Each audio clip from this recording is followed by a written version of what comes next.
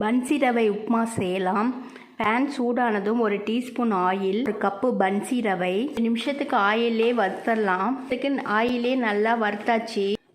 pan சூடானதும் 2 table spoon oil சூடானதும் 2 பட்டை, 2 கிராம்பு, 1 பிரியாணி இலை, 1/4 டீஸ்பூன், வெள்ளை உளுந்து 1/4 டீஸ்பூன், கடலைப்பருப்பு 1/4 டீஸ்பூன், வெங்காயம் 1 கப்பு, கட் பண்ண பச்சை மிளகாய் 4, கறிவேப்பிலை, தக்காளி 1,